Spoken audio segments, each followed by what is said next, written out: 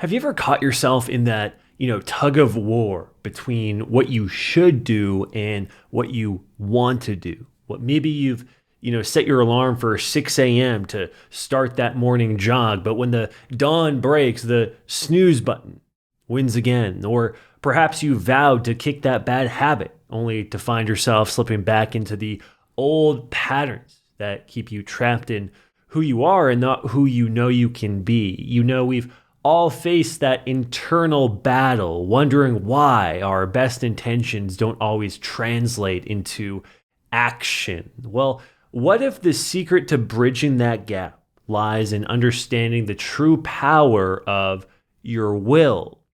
In part 11 of our modernization of Thomas Troward's Edinburgh lectures on mental science, we delved into the transformative realm of healing through the subconscious mind and prayer, uncovering how our minds play a pivotal role in our physical well-being and the well-being of others.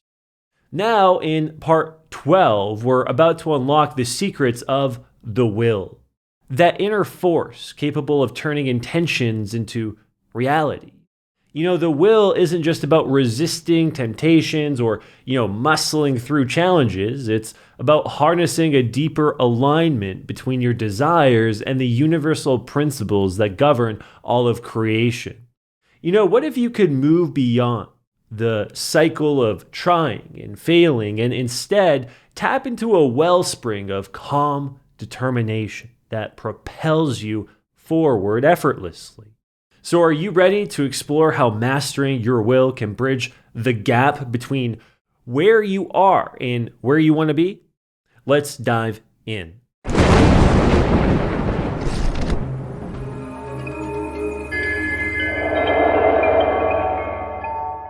It's time to dive into the concept of the will. And we're not talking about the legal kind who decides who gets your valuables, when you pass away. But the inner force that shapes your reality.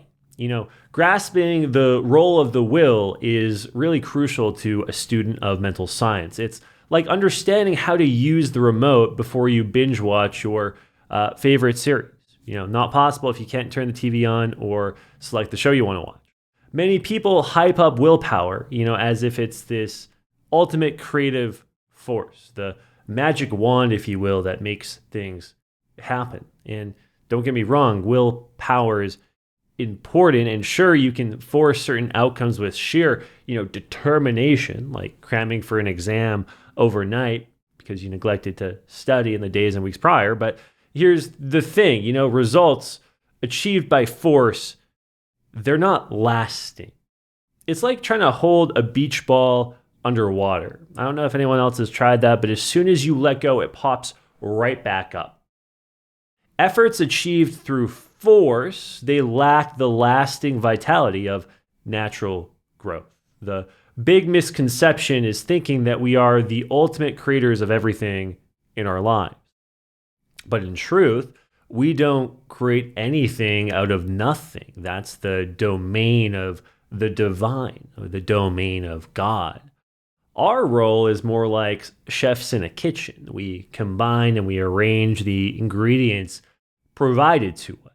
In science, we don't often talk about creating energy. We talk about transforming it from one form into another. And similarly, on a mental and spiritual level, we don't generate new energy. We set the stage, if you will, for existing divine energy to express itself through us.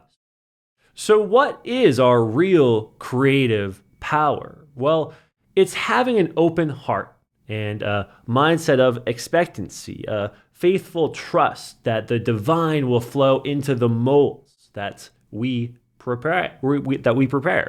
You can think of it like setting up a sail to kind of like catch the wind. The wind is God's energy, and our will positions the sail in a position that can, catch and harness that energy. The will isn't the wind itself. It's the steering mechanism that keeps our thoughts aligned with the divine purpose, keeps our thoughts aligned with what we aim to achieve. And if imagination is the artist, painting the picture, well, The will is the hand that's guiding the brush. Our aim is to consciously direct our mental faculties rather than letting them scatter like leaves in the wind. Here's how this typically unfolds. An emotion that we feel sparks a desire. Something stirs within you, a longing or a aspiration, right? Then judgment steps in. Now you evaluate whether this desire aligns with your higher purpose and value. Then the will activates. If the desire passes the test, the will directs your imagination to create the mental blueprint, a spiritual prototype, if you will, that we've talked about in previous videos. Then imagination begins building the image, and this mental picture becomes a seed, attracting the necessary elements to manifest in reality. The will's job is to keep our mental team focused and aligned with God's purpose. Think of it as a conductor of an orchestra, ensuring each instrument plays in harmony. Now, the mind can take on three attitudes. One can act upon something. In other words, you decide to initiate an action. Two, be acted upon by something. You choose to receive or be open. Or three, maintain a neutral position. You opt to observe without engagement. It's our judgment that determines which stance to adopt, and the will maintains that position. By holding a consistent mental attitude rooted in faith, we align ourselves with the divine law of attraction, drawing experiences that reflect our focus. And herein lies a great reflection point. Can you identify which of these three attitudes that you most often adopt? How does that affect your ability to align with divine purpose? Now, this isn't about straining ourselves with intense effort or trying to bend reality to our personal will. Forget the image of someone gritting their teeth, trying to force an outcome. That's exhausting and just ineffective. When we elevate the will to align with God's will, it becomes a calm and peaceful determination. It's like planting a seed in fertile soil and trusting that God will provide the sunshine and rain for it to grow. We're not going to be digging up this seed, right? We're going to have that faith. So training our will to align with the divine is one of the first steps in spiritual growth. Essentially, we are the sum of our will. Actions that we take willingly in harmony with God's purpose are truly our own. Actions taken under compulsion or fear aren't aligned with our true self. And here's the empowering truth. On the spiritual plane, no one can control your will unless you allow it.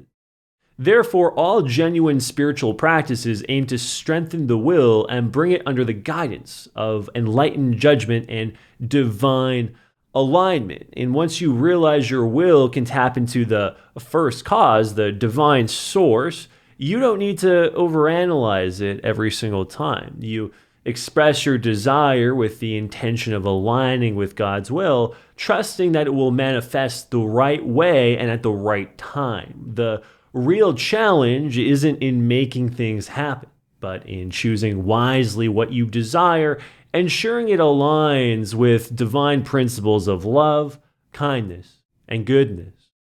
Remember, every action sets off a chain of effects, almost like ripples in a pond. So it's important to consider the potential outcomes of our desires. As a guiding principle, the nature of the initial cause tends to shape the entire sequence of events. If you start with selfish or negative intent, that's what will echo back to you. But if you begin with love, generosity, faith, you'll set off a cascade of blessing. Before you start using your thought power to create new conditions, take a moment to reflect on where they might lead. It's like planning a journey. You need to consider not just the destination, but also the path and the impact along the way. Sometimes delaying immediate gratification leads to greater rewards down the line. It's about playing the long game in alignment with divine wisdom. And herein lies another great reflection point. What desires are you nurturing right now, and how might they ripple out into the world? Are they in harmony with God's love and wisdom? Or are they of a discordant nature of inharmony? This really brings us to the importance of concentration, not just focusing hard, but intentionally directing your mental and spiritual energy. We need to avoid letting our minds drift aimlessly like a ship without a rudder. Instead, we should practice purposeful concentration. To concentrate spiritually means bringing your mind into a state of equilibrium, a balanced center point where you can consciously direct the flow of divine energy towards a specific purpose. It's not about straining or forcing. It's about calmly focusing on the quality of divine energy that you want to embody rather than obsessing over the exact details of how it will manifest. And here are the two golden rules regarding concentration. One, we want to focus on quality, not the detail. We want to concentrate on the virtues or energies you wish to express: love, peace, healing, not on micromanaging how they should appear in your life. And trust that God will handle the specifics. Two, avoid contradictory thoughts. You want to guard your mind against doubts or negative thoughts that might disperse the spiritual seed that you're nurturing. You really want consistency in your mental attitude because it strengthens the creative process. You can once again think of it like planting a garden. We come back to this garden analogy so often because it's important. Repetition, there's a reason for the repetition.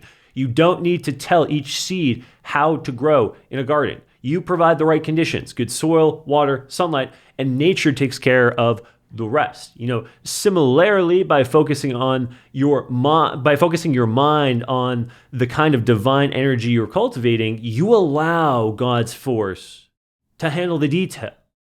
Now, rest and repose are vital parts of this process, but rest doesn't mean switching off completely and letting your mind wander aimlessly without any kind of purpose or direction. It's about shifting from doing to being. That's why I encourage that you take time to meditate on your oneness with the divine and recognize that you're a part of a universal living spirit. God's presence is in and around you. From this perspective, everything is life and everything is good because it originates from the divine source. Vital circulation is essential here. Life isn't just about taking in. It's also about giving out.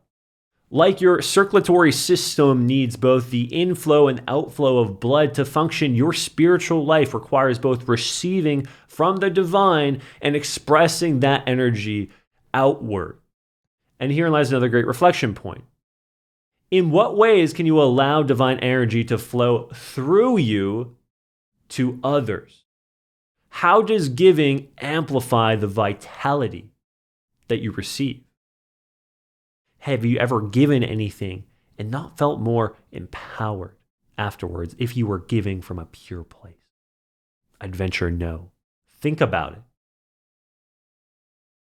I encourage you to see nature as a vast storehouse of God's abundance, and you hold the key through your conscious awareness.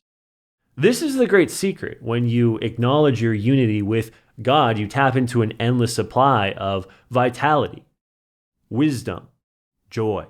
You might not suddenly become a world-renowned artist or scholar, but you'll radiate a kind of inner peace and kindness that others will notice and appreciate, a certain magnetism. Each day you'll feel more alive, and this positive energy will naturally flow out to those around you. Whether you're actively pursuing a goal or simply being present, remember that your strength comes from recognizing your unity with God and your role as an individual expression of the divine. You're both a unique note and a part of the grand symphony orchestrated by God. And this recognition doesn't lead to selfishness, but to a generous outpouring of love and goodness, enriching both your life and the lives of others. In embracing this understanding, you're not just improving your life, you're aligning yourself with a higher purpose. And you're allowing the divine will to work through you, bringing about not just personal fulfillment, but also contributing to the greater good. So let's remember, the will isn't about forcing outcomes, but about faithfully aligning our desires with God's purpose, maintaining focus and trusting in the divine process. As you move forward, keep this in mind and watch how your life begins to reflect the harmony and abundance of the divine. So as we conclude our deep dive into the true nature of will, we've not only uncovered its essence, but also recognized the profound impact it can have when actively applied into our daily lives. Understanding that the will is about aligning our intentions with the divine flow that's already all around us, right? Not about forcefully imposing our desires. This empowers us to navigate life with a calm and centered determination. It's like holding a steady compass that keeps our imagination and desires focused on a higher purpose, allowing us to co-create our reality in harmony with universal laws. But knowledge without application is like a car without fuel. It doesn't take you anywhere. The real transformation happens when we actively apply these principles of the will to our everyday experiences. By consciously directing your will, you're not just dreaming about change, you're initiating it. Whether it's overcoming procrastination, fostering healthier relationships, or pursuing a long-held dream, the will is your inner engine driving you forward. Okay, but understanding the will is just the beginning. It's a component, right? And there's multiple components that we need to understand in this process of manifestation and becoming a more powerful co-creator. The real transformation occurs when we delve deeper into the hidden layers of our mind, specifically the subconscious mind. How do we tap into this vast reservoir of potential that operates beneath our awareness? How can we align our conscious intentions with the powerful undercurrents of our subconscious to create lasting change? Well, in part 13, In Touch with the Subconscious Mind, we'll explore practical techniques to establish a stronger connection to this inner realm. We'll learn how to communicate effectively with our subconscious, reprogram limiting beliefs, and harness its creative power to support our goals. By bridging the gap between conscious intention and subconscious motivation, we'll unlock new levels of personal growth and self-understanding. So are you ready to delve deeper into your own mind to discover the keys to profound transformation? Join us in the next part as we journey into the depths of the subconscious, uncovering the limitless possibilities that lie dormant within you. Thanks so much for watching. If you enjoyed this video and you want to dive even deeper into the mastery of mental science, go to betterthought.com and subscribe to my newsletter. Not only will you find bonus material to complement what you just learned, but you'll be notified as soon as the next video in this series is released. So go to betterthought.com now and subscribe so we can continue this journey together. Until next time.